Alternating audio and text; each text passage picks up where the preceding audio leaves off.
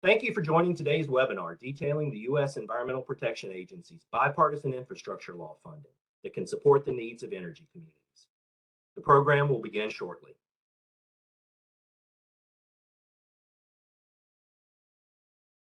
Thank you for joining today's webinar, organized by the Interagency Working Group on Coal and Power Plant Communities and Economic Revitalization. The program will begin shortly.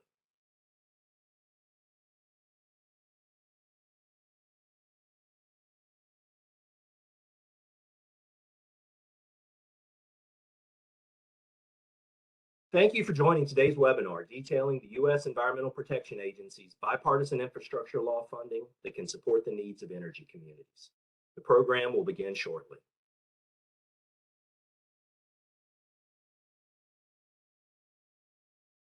Thank you for joining today's webinar. To kick off the program, please welcome Brian Anderson, Executive Director of the Energy Communities Interagency Working Group.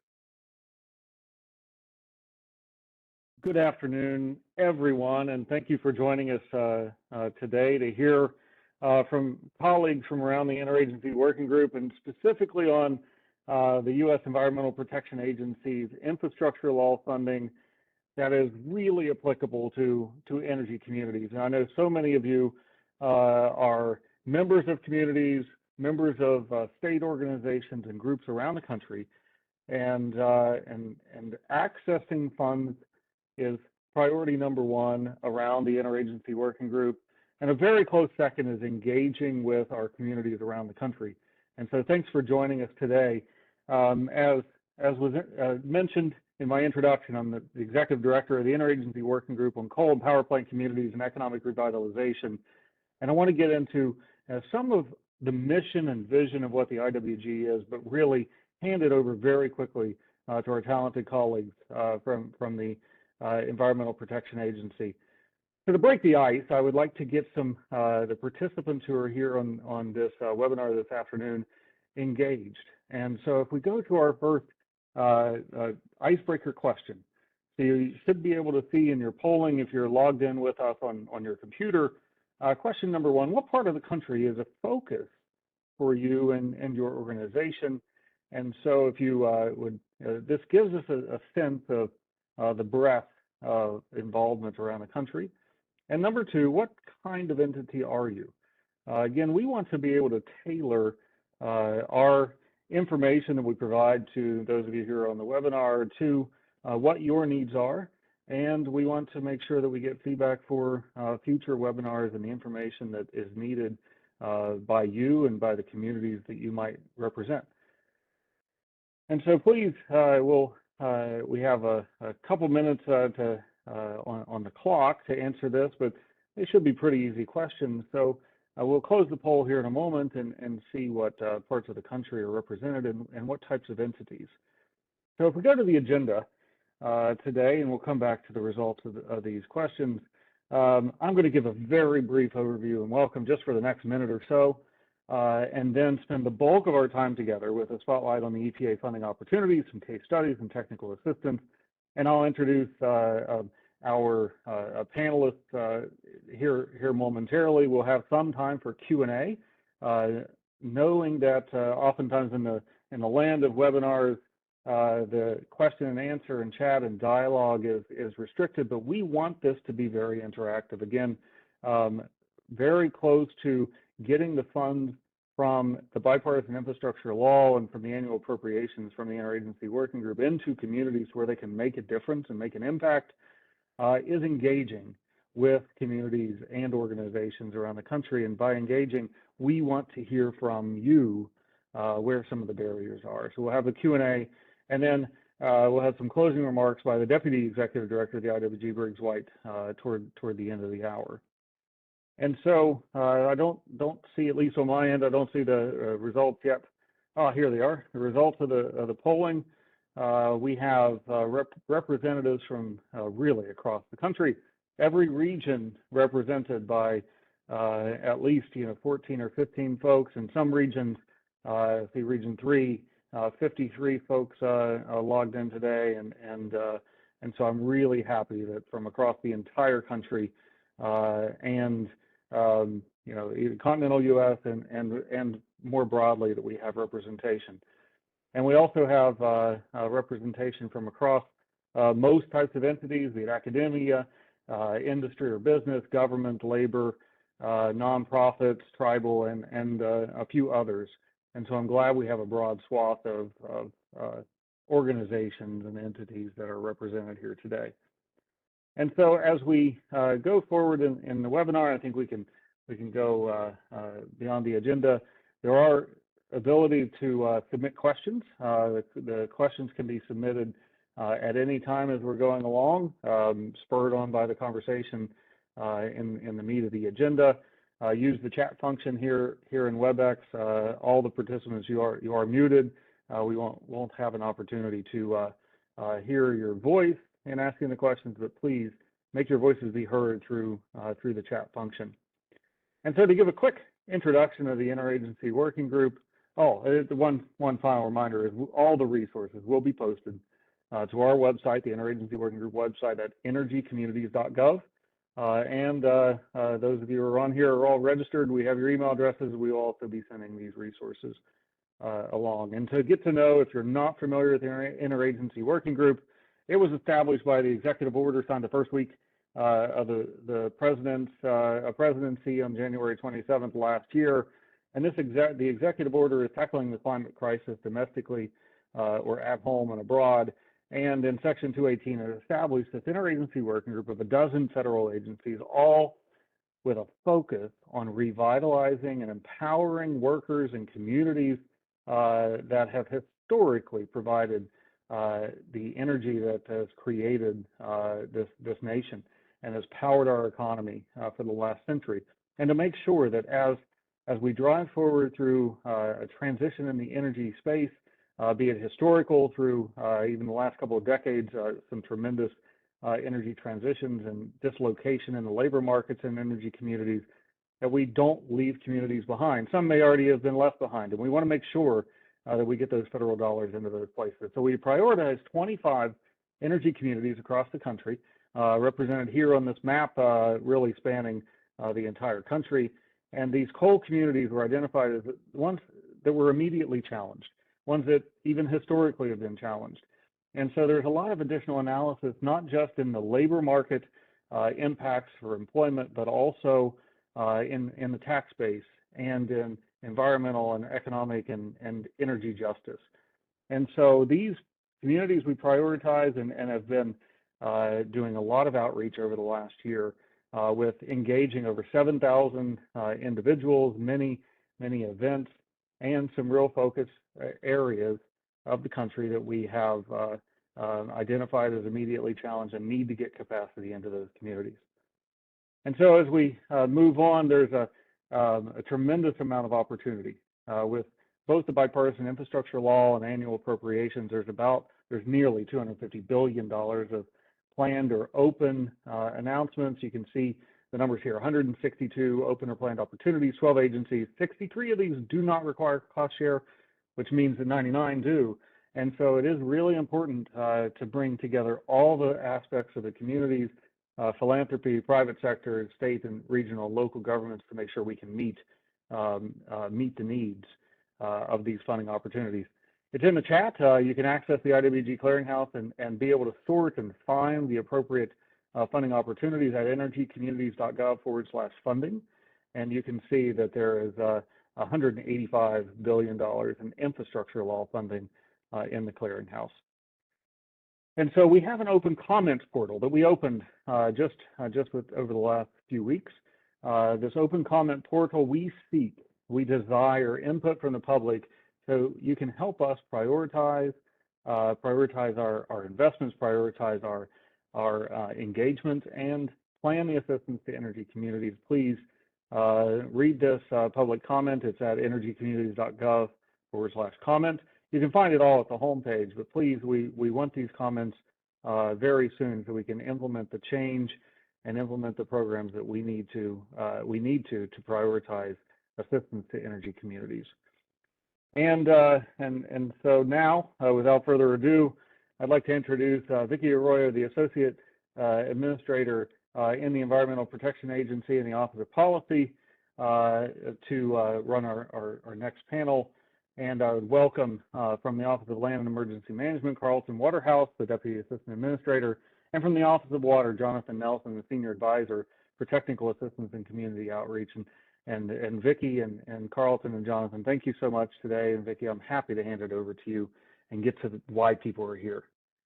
Thank you so much, Brian. And it's really a pleasure to be part of this webinar and to be part of the Interagency Working Group, or IWG, with our EPA team.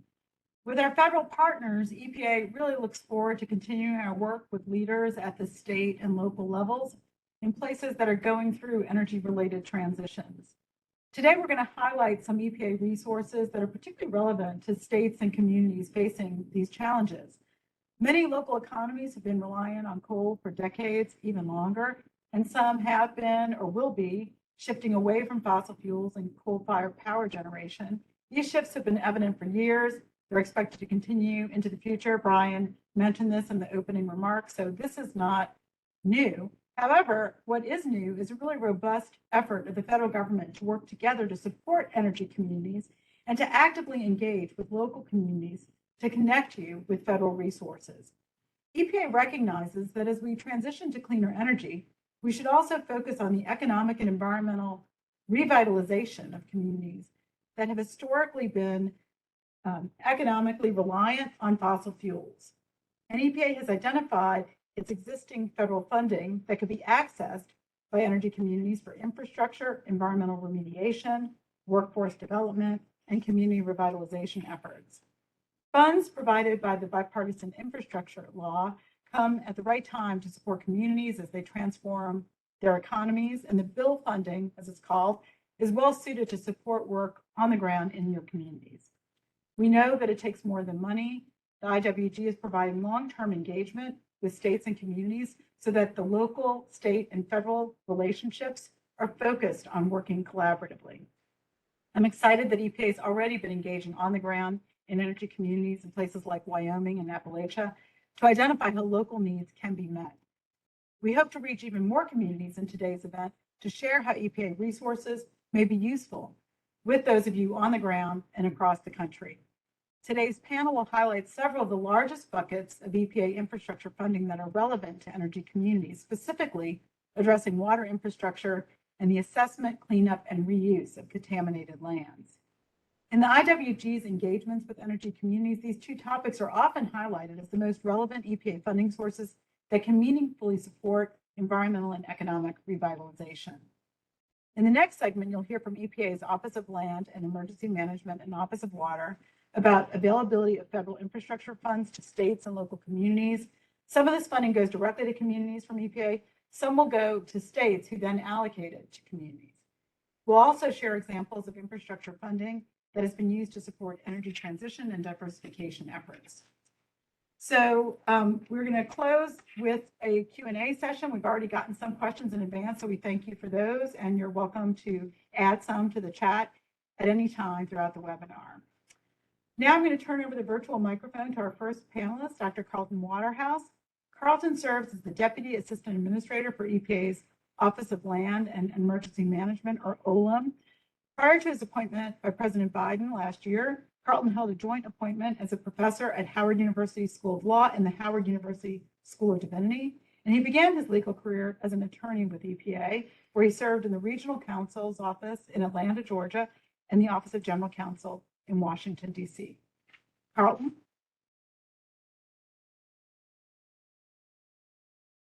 Thank you so much, Vicki, and good morning, good afternoon to everyone who's here. So excited to be with you all today and to get into the heart of some really exciting programs that we have that I think are really vital and important for energy communities. And so with no further ado, I'm going to jump right into it. So let's go on to slide 1. So I'm the Deputy Assistant Administrator, has already been said, for the Office of Land and Emergency Management. And I'm going to cover 3 areas for you all. One is what the Brownfields program is, specific grants that are available under the Brownfields program, and some examples of actual communities who've taken advantage of these brownfields programs in the past. And then before I close, I'll just mention a new grant program under our solid waste recycling program, which will be open and available soon. Let's go to slide 2. So making our communities healthier, more equitable, and more economically competitive are top priorities for the EPA and for our administrator, Michael Regan, and even, more importantly, for President Biden. And as part of our mission to protect human health and the environment, it means that we have to ensure that the way we move forward in addressing these issues reflects our deep dedication to revitalizing contaminated land for productive and sustainable reuses.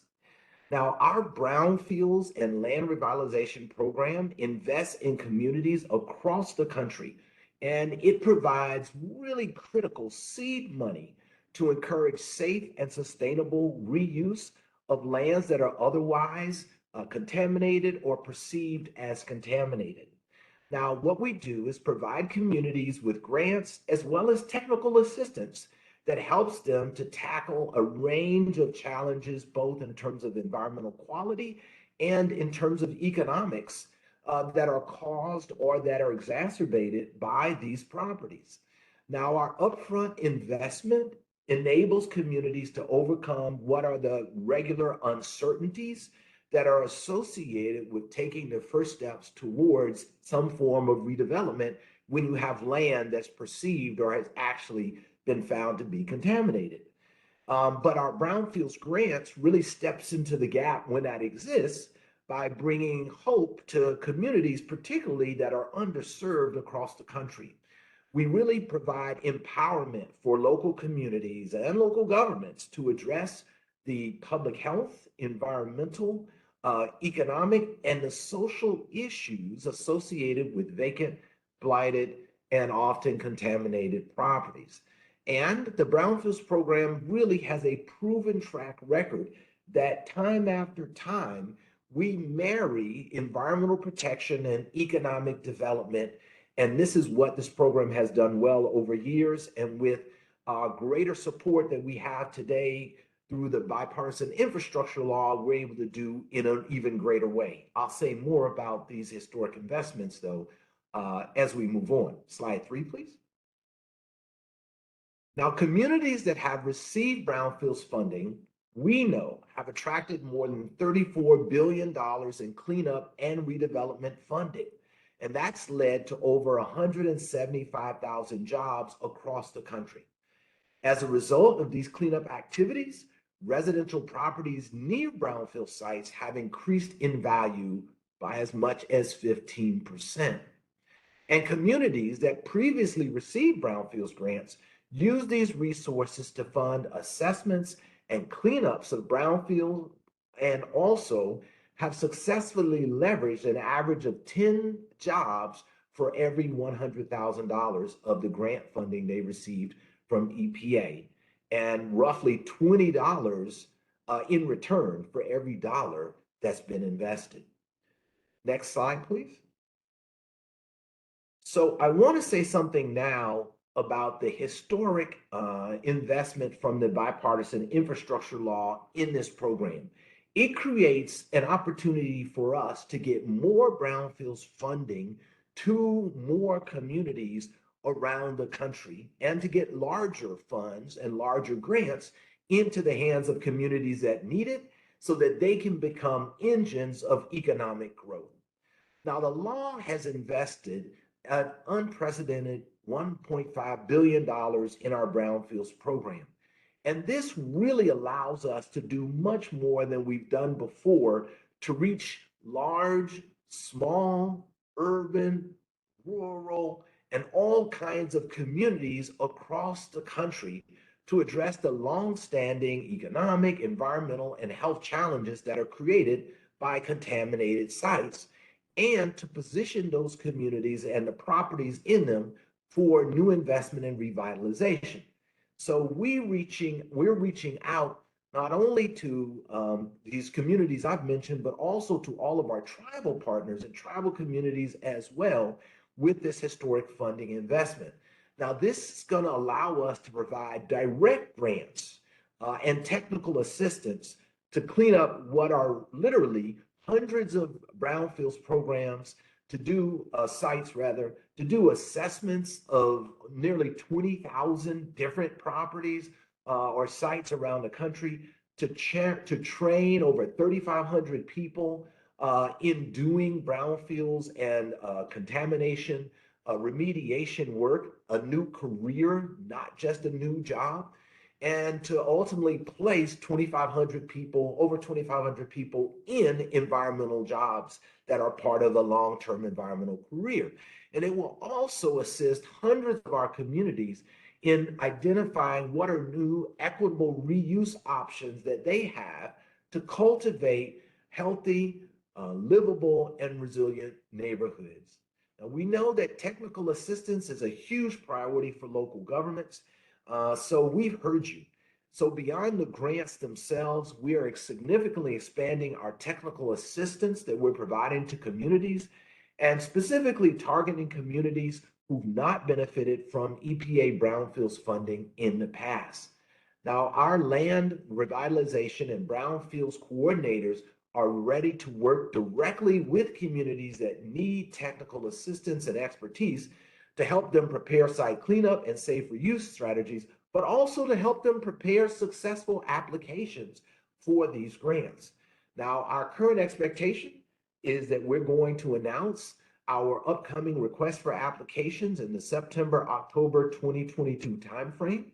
And we currently have open for fiscal year 2023 our brownfield job training grants. And we anticipate awarding roughly 25 grants nationwide at amounts of up to $500,000 per award for programs that are going to provide career training and development for remediation work. Move on to the next slide. And we've pretty much covered this as well, noting the fact that we have funds that are available for our states and tribal programs. Next slide. And so now I want to say a little bit about some actual communities that have themselves participated and been beneficiaries of these programs. Some of you actually may be from some of these communities or be aware of them. Now, of course, you know that these grants are being awarded to communities from the EPA, and they're done on a yearly basis through competitions. And they're done for communities that have grant applications that meet what are the objectives that we have for cleanup and revitalization. Now, normally the cleanups of our sites are completed within 3 years of initiation. The realization of revitalization can often take more time, but those goals often occur after we've actually completed the grant. So our funding program, though, provides the kind of investment to ensure that those long-term revitalization goals can be realized. Now, in terms of some examples, I don't have a lot of time left, but I'll say something about number one, Park Drive, Weirton, West Virginia. And our grant recipient, Brooke Hancock Regional Planning and Development Council, and the Business Development Corporation of the Northern Panhandle were able to conduct successful environmental site assessments at really important property parcels at a former coal surface mine that was formerly owned by Weirton Steel. Now, 4 new businesses have opened and have created over 350 jobs. And it's estimated that the number of jobs can ultimately expand to well over as many as 1,000. Now, the businesses include Pietro Florentini, Rue 21, Barney's Bakery, and North American Industrial Service. These businesses are really critical because they provide new opportunities for employment, economic development, and economic growth for the entire area. Now, Puritan Florentini is a gas and oil supply company that specializes in the production of pressure regulators, valves, and meter systems for the natural gas industry. And it employs roughly 22 full-time employees and may grow to as many as 77. And as work continues at the site, we see that development is going to focus on acres what are going to call for the building of multiple buildings, for both businesses and residences. And so beyond that, this initial phase of the project there is going to also involve the installation of streets, parking areas, and utilities. And hopefully what that case study shows is how transformative this work can ultimately be for communities, not only building businesses, but resulting in new opportunities for residences as well. The other case study I'll mention just briefly is in Sheridan, Wyoming, where the Wyoming DEQ, in the city of Cheyenne, and Sheridan County Conservation District were among 265 nationwide to receive our cleanup assessment and revolving loan fund grants to help revitalize sites in local communities. And so these grants resulted in significant investments for cleanups, where there was a coal-fired plant operated from 1910 to 1976 and supplied power to the Acme mine and surrounding areas.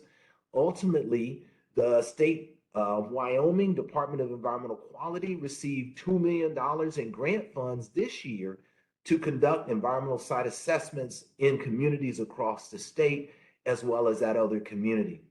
Ultimately, these case studies and many more, which I may have time for in question and answers, help us to see how actual communities on the ground are being able to be transformed as a result of these grants.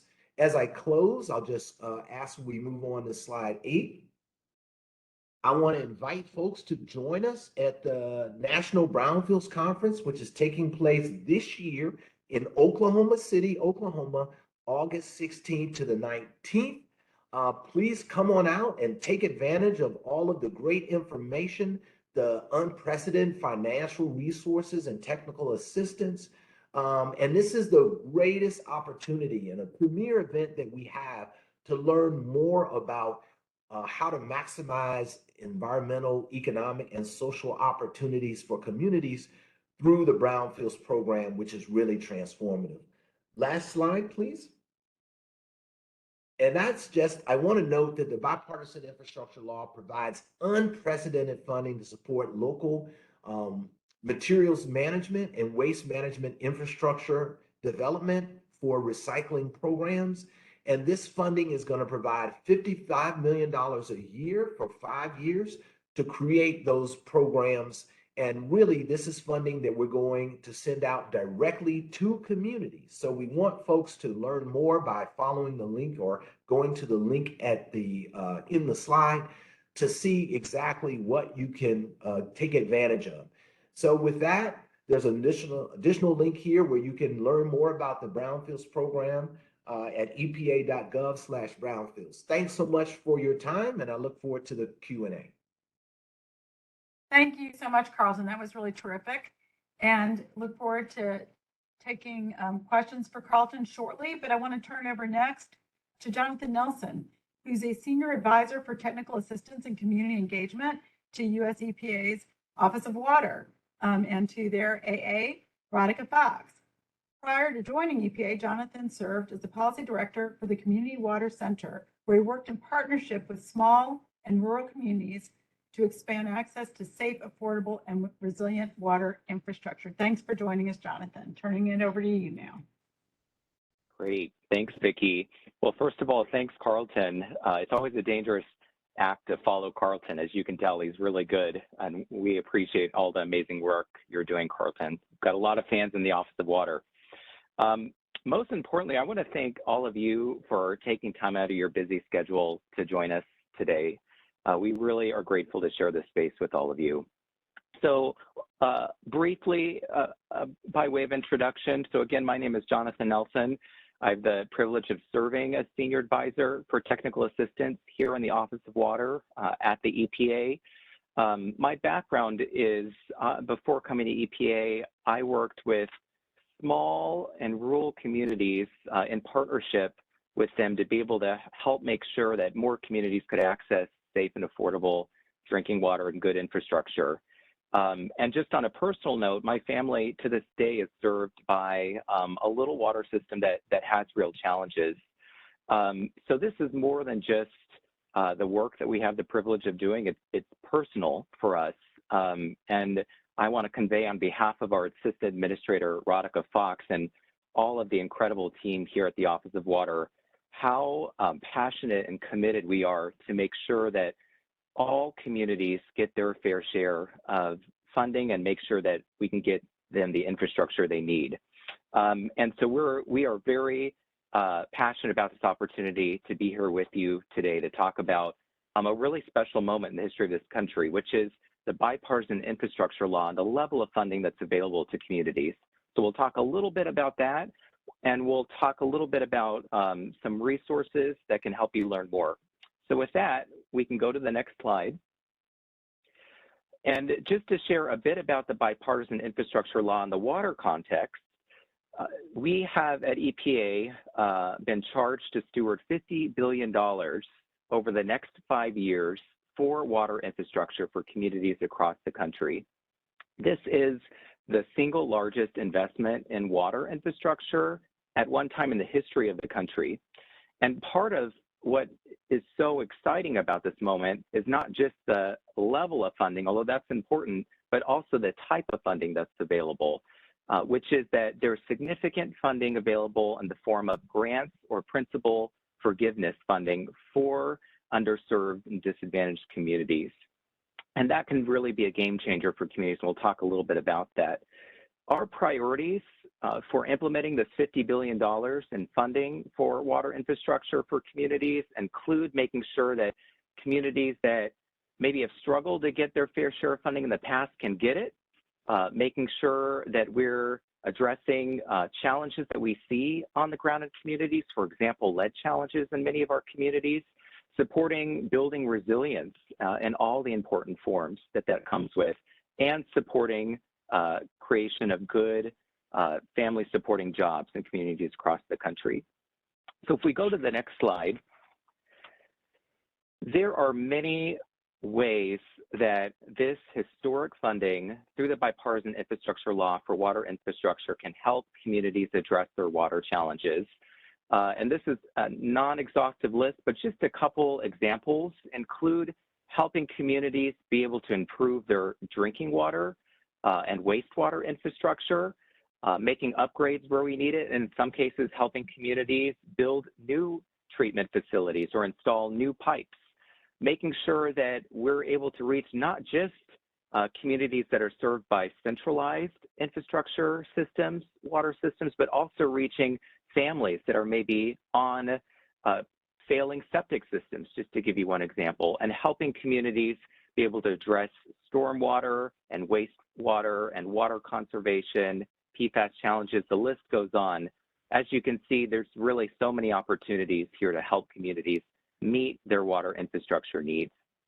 If we go to the next slide, part of what we want to make sure that we're telling the story of, though, and helping communities understand is that there's also economic benefits. And I know that's a really important conversation that we're having with our energy communities, is how can we make sure that we're both addressing your real infrastructure and environmental challenges and also building strong, thriving communities. And so we estimate that through this $50 billion of water infrastructure funding over the next 5 years, that we'll create over 100,000 jobs annually.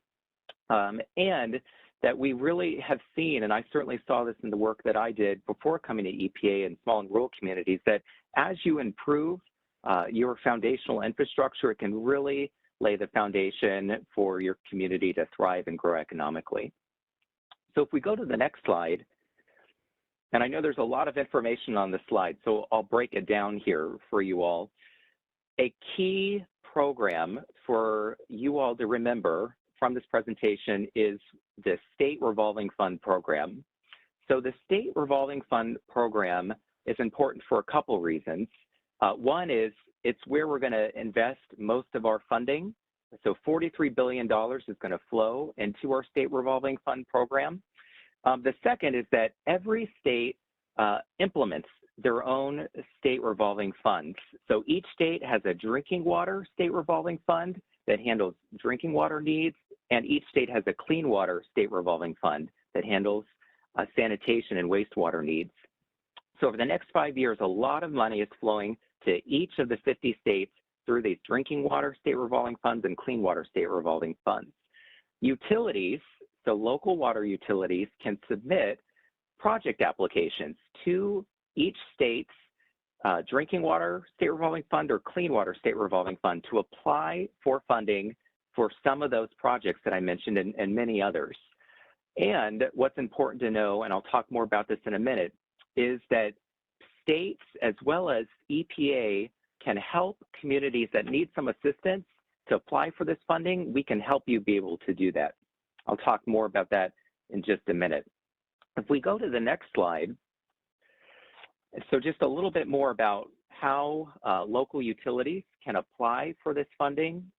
And there's obviously more steps, but to break it down, utilities need to develop a plan and identify what are the needs in your community around water infrastructure. And we can help you, and states can help you be able to identify those needs. It's so important to talk with your state revolving fund program. Each state has a process that's a little different, and each state has a process that's tailored to its unique needs of each state's communities. The most important thing is start talking with your state now if you aren't already, because there is funding that's available, and there will continue to be funding available over the next 5 years and then beyond that. The state revolving fund program has been around for a long time now, helping many communities, but there's just a historic level of funding that's available now through the bipartisan infrastructure law, and we want to make sure many, many communities are able to access this funding. So if we go to the next slide, where we are now in terms of implementing this historic $50 billion provided through the bipartisan infrastructure law for water funding is that in November, of course, the legislation was signed, and then we immediately got to work. In March of this year, we released our guidance to the 50 states that lays out sort of the rules of the road for states in terms of how they implement this funding. And a key policy priority for us that's reflected in that guidance to the states is to make sure that we are doing everything we can to reach out to communities that need assistance so that they can access this funding. As we speak, each of the 50 states are now in the process of submitting their first request for funding to EPA, and that's going to continue to happen over the coming months. And then beginning later this summer, EPA is going to start rolling out new technical assistance to be able to help communities over the next 5 years to be able to access the funding they need. And if we go to the next slide, just to talk a little bit more about that, we recognize at EPA that communities across the country need technical assistance. And that includes from being able to help develop what kind of infrastructure project you need to submit for, helping you be able to engage with your community, helping you be able to steward the funding that you'll get through the state revolving fund program. So we are working with the 50 states to be able to help provide more technical assistance to communities with the specific focus to be able to help communities develop SRF, state revolving fund applications, be able to help you accelerate lead service line replacement removal if that's a challenge, and to be able to help communities that are maybe on decentralized infrastructure, like decentralized wastewater, septics, be able to access this funding. So again, you'll expect to see more announcements from us as we move later in the summer. So if we go to the last few slides here, next slide, I want to leave you with some more information and ways to learn more, because I know this isn't a lot of time to dig into this topic. The first is that we are going to hold a webinar on July 13th at 1 p.m. Eastern, where we're going to talk more about how do these state revolving fund programs and how does each state revolving fund program, how do they work? And talk a little more in detail about how can you find out who do you need to talk to in each state, and what are your opportunities to participate if you're a utility or if you're just someone that's in the community, but really want to make sure your community can get the infrastructure that you think your community needs and certainly deserves. This webinar will be recorded if you can't make it, but we hope that you can be there if you're interested. If we go to the next slide, I want to emphasize two websites. So the first website is epa.gov/infrastructure. I believe these links are going to be popped in the chat for easy access. There are so many good resources on this website. One that you're seeing right now is that memorandum, that guidance that I mentioned, released to the state back in March. This is a really key document to read because it lays out the rules of the road. We also have a fact sheet just to help break it down, and we have a webinar that you can watch to learn more. If we go to the next slide, so another key resource on this epa.gov/infrastructure is an interactive map that shows by state how much funding is available for each state through this $50 billion of bipartisan infrastructure law water funding. So that's a great way just to get a sense of what is the opportunity and the level of funding flowing into your state. If we go to the next slide, one other website to emphasize. So this is our epa.gov/water finance center. On this website are many, many different informational resources that are designed to help small communities, rural communities, maybe communities with a little less capacity, just learn more about different funding opportunities in the water space and also tackle key challenges that we see in many of our communities around water infrastructure. But one resource that I'll just highlight for now, you see the red circle in the lower left. If we go to the next slide, we have some interactive learning modules on that website, and I believe a link will be popped in the chat for this, that help you learn more about the state revolving fund program. So again, the reason why we're emphasizing these resources is because we know that probably most of you have never heard the term state revolving fund program before. Maybe some of you have, but many communities haven't. There is such a unique opportunity right now because of the bipartisan infrastructure law and the level of funding that's available. We want to make sure more communities can access this funding and are able to get their fair share. So these resources are a way to start learning more about the program. What I want to leave you with is take a look at these resources, join this July 13 webinar if you can, start talking to your state revolving fund program contacts now. We have a link on our website with all that contact information. And if you have trouble accessing your state for whatever reason, you can reach out to EPA. There is contact information on this epa.gov/water finance center. There's also an email link to sign up for more information.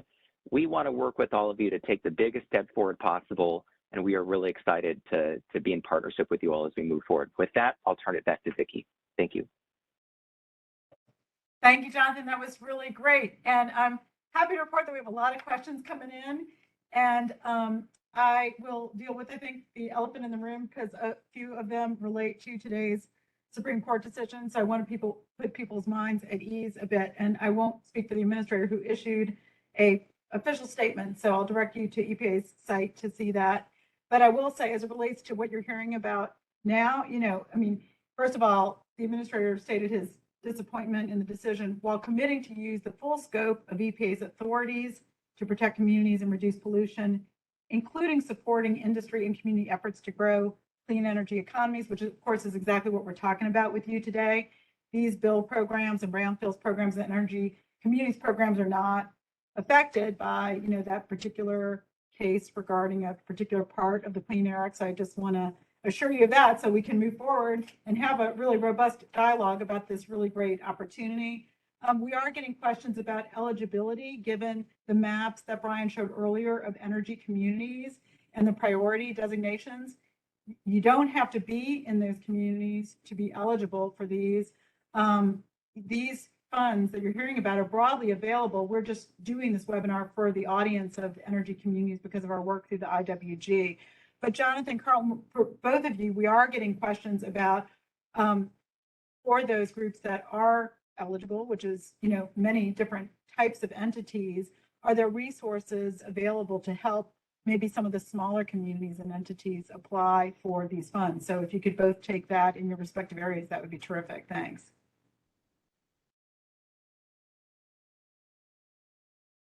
Jonathan, you want to go first? Yeah, after you, John. Yeah. Sure, I'm happy to start. So the short answer is yes, there are resources, and we are working to expand those resources as we speak. Part of why it's so important to reach out to your state now is that most states offer some level of assistance already to communities to be able to help them access funding. Part of what EPA is working on, and again, why I encourage you to check out the links that we put in the chat and this webinar that's coming up, is we are going to be offering additional technical assistance opportunities in the coming months. And so those links and website will help you learn a little more and get you plugged in as we release further information. Thanks, Jonathan. Yep. And we also have folks who are dedicated to doing this technical assistance work in a robust way, as I mentioned to you earlier in my presentation. And so we have really region 1, we have the University of Connecticut. In region 2, the New Jersey Institute of Technology. In region 3, the West Virginia University Research Corporation. In region 4, the International City County Management Association.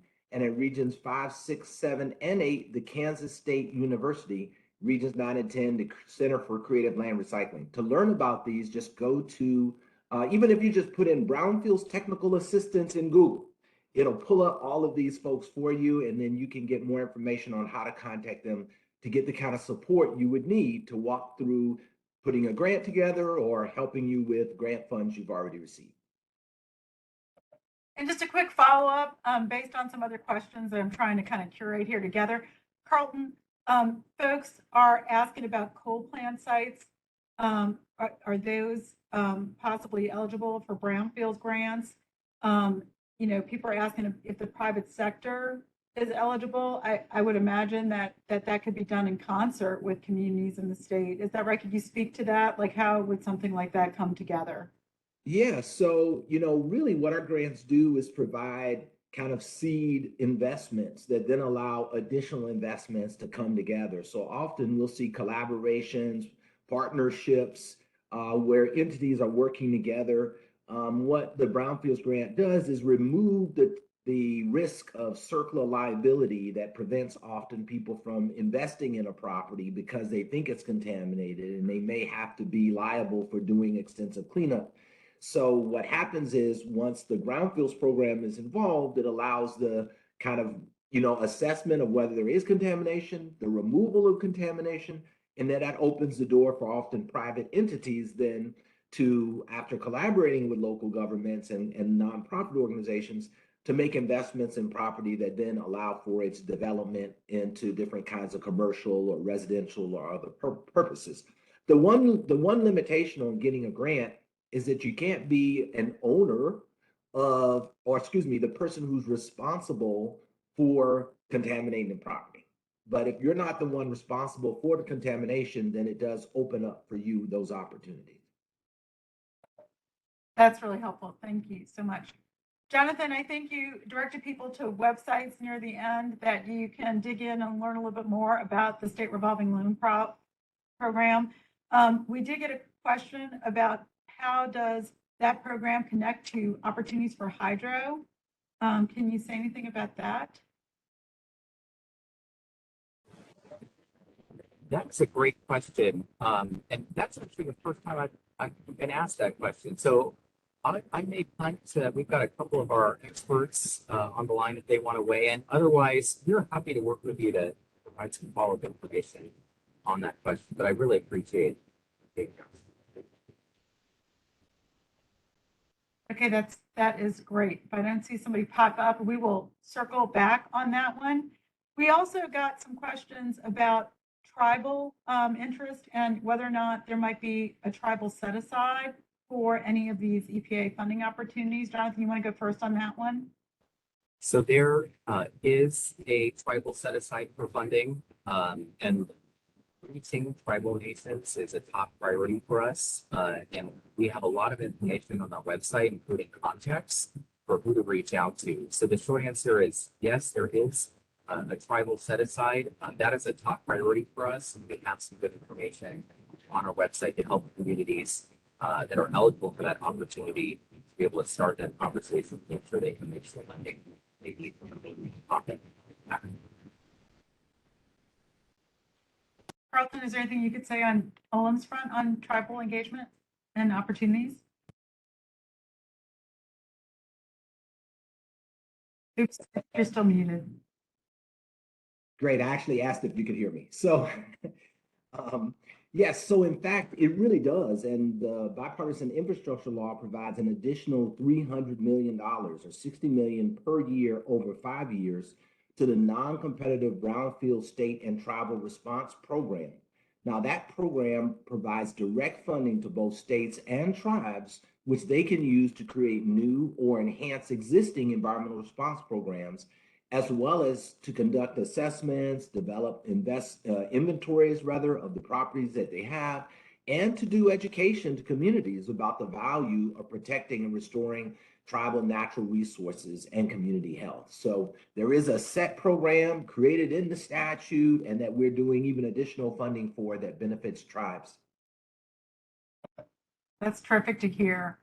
So we got a few questions about how EPA is incentivizing or encouraging jobs that are good paying jobs, that are union jobs, that pay a living wage. People are pointing to collaborations that are going on right now between DOT and the Department of Labor, for example. Are there any examples that we can hold up of how we are navigating that and making sure that, let's see, there's another one here related to this. Do the utilities procure contractors to do the construction work, and how does that procurement usually happen? So either or both of those as it relates to jobs that are being created by water infrastructure investment or the brownfields would be great. Jonathan, you want to go first again? Sure, I'm happy to. What I'll just say, and I want to be respectful of time here, but we really see an opportunity to create good paying jobs in communities across the country, even as we're helping address the water challenges. We are planning to put out more resources around that as we move forward, but I just want to highlight one example. When we are talking about communities replacing lead pipes, for example, we have seen that that is a great opportunity to create apprenticeship programs. So that is just one example where we want to really lift up where we've seen that work in certain communities and replicate that model in other communities. So this is something we're excited to talk a lot more about. Carlton? Thanks so much. Well, one thing that's really exciting about this is that we have an explicit program for job training. And this job training is for environmental careers. So these are good paying jobs that allow for new careers for people who have expertise in doing asbestos abatement or lead remediation or phase 1 assessments or other kinds of remediation activities. So these are really valuable opportunities and really valuable jobs in terms of the careers. And we give really a bias towards people who are coming from communities that already have some form of contamination. So really what it does is it allows people to have resources in terms of their skill set to go back and do cleanups in their own community and in other communities as well that they can then build on top of. For spinoff kind of redevelopment that happens, it kind of gets well beyond, the control of the government in terms of what jobs are like, right? So if you have a whole area that was formerly a manufacturing area and it all gets kind of redeveloped to become commercial and residential, obviously those jobs are well beyond what the brownfields program that might have been the seed money to do some of the initial cleanup can control. But in terms of the cleanup work itself, we do have that kind of influence through the job training program. That's great. And one final follow-up, I think that we have time for before we turn over to Briggs to wrap up. Carlton, someone says, I heard that you're not eligible for brownfield funds if you were the entity that caused the pollution, but are non-polluting private entities available or just government and nonprofits? So, I mean, I think the question is, can the private entities themselves apply? How does it work? You know, otherwise, maybe they would do so in coordination with the community or a state. Right. So the coordination aspect of it, I've already talked about. And I have somebody on who's got a little more expertise with me who can chime in to say a little more how a specific, private entity might be able to take advantage of that. I think, in fact, someone might have dropped a link into the chat. Is there someone else, though, who will say something to force? Hi, Carlton. Yes, Hi, Amy. this is Amy Storm with the Brownfields program. Love all these questions coming in.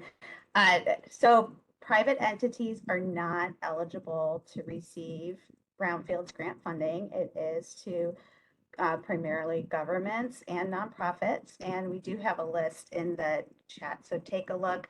And a lot of discussion happens, as has been said, around, projects that really are at the local level. And so that coordination with the local government or local nonprofit is really critical.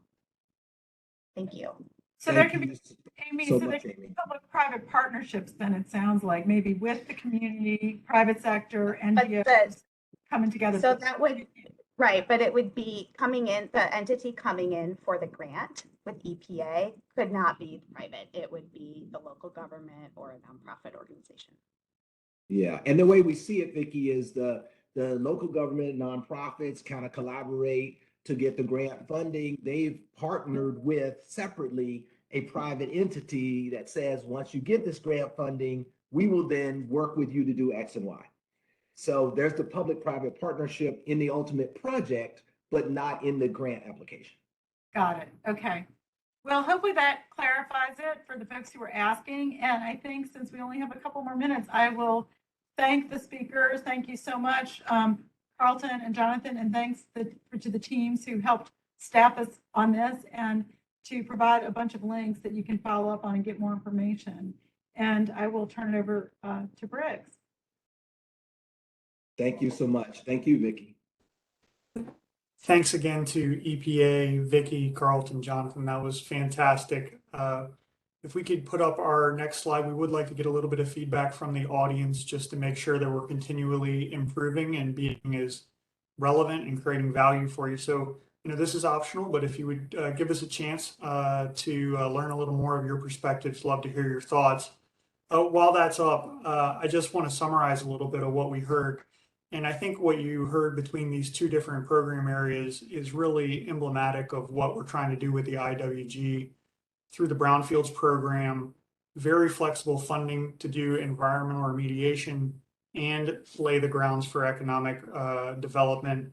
Hugely important, lots of entrepreneurship opportunities there. And then through these water funds, provide that critical infrastructure that communities need, as well as create some jobs along the way. So we get a twofer in both cases, and it knocks out between those programs 4 of the major areas that we're really targeting with this interagency working group. And of course, all along putting a focus on energy communities, energy workers. So really big thanks to the EPA. The other key takeaway for me was that there's technical assistance available, and particularly for the communities that are maybe looking a little ways down the road and saying, hey, I've got a plant closing in a few years or a mine closing in a few years, but they haven't really figured out where they need to go.